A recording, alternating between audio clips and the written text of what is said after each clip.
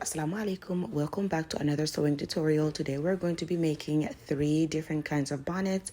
That means we're going to have 3-part series. Everything you need is listed under the description. Let's get started. Starting off with the lining, this is 2 yards worth, so I'm going to go ahead and cut it in half. The half that we're going to work with, we're going to measure it to 30 inches and cut off the excess. Alright, now you should have a square that is 30 inches long and 30 inches wide. Alright, now you're going to fold it in half and then fold it in half again. This part right here on the fold should be facing you. Measurement for kids, this is universal. You're going to make 11 inches down, 11 inches across, 11 inches in the middle, and then you'll go ahead and connect all of them in like this, making it into a semicircle. And once you're done, go ahead and cut it all out. Next, take the outside fabric of the bonnet and you're going to do the exact same thing, which is cutting it into 30 inches, making sure you have a square that is 30 inches long and 30 inches wide, folding it in half and then folding it in half again. For the cutting tracing part, we're going to take our lining, since we already cut it, place it on top and just trace that out and cut it out.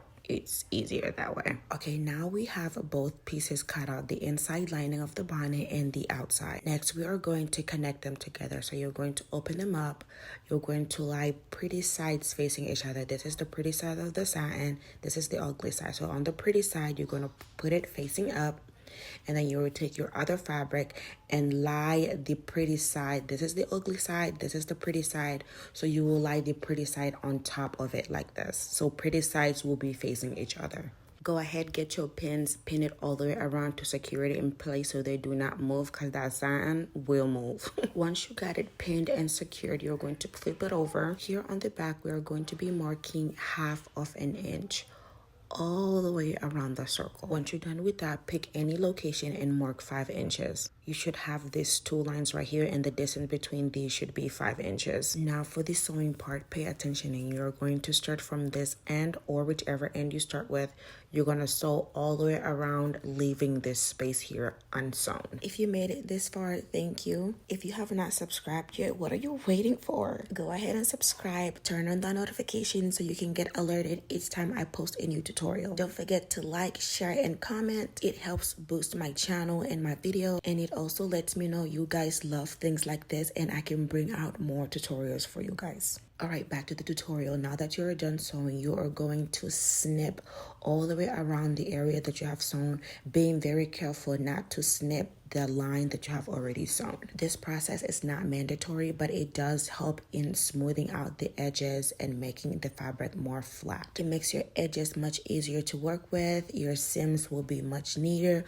Once you're done flipping it out, go ahead and iron it down to give it extra support and to have that crisp finish. Once you're done with that, the extra 5 inches here, you're going to fold that in, give it a good press so it can be even out with the rest. Alright, next you are going to take your elastic. You're going to measure how thick your elastic is. Mine was 1/2 inch thick. Add 1/4 inch for sewing, which makes mine's 0.75 inches. So you're going to take that 0.75 inches and mark it all the way around the circle, still leaving that extra 5 inches here that we have marked. You are done marking it all the way around, not including this 5 inches space. You're going to sew all the way around, not including this 5 inches space. Once you're done, you should have this little space right here. This should be enough to fit your elastic. For the elastic, make sure the length of it is the same as your child's head circumference. You are almost done. Get a pin, pin the elastic, and now you're going to fit it all the way through your bonnet. Once you fit it all the way around, get a pin to hold both ends in place, so while you are fixing it around and making sure all of the ruffles are evened out, the elastic does not escape. Once you have gotten the parts evened out to your liking, you're going to go ahead and take the pin out and you're going to sew it.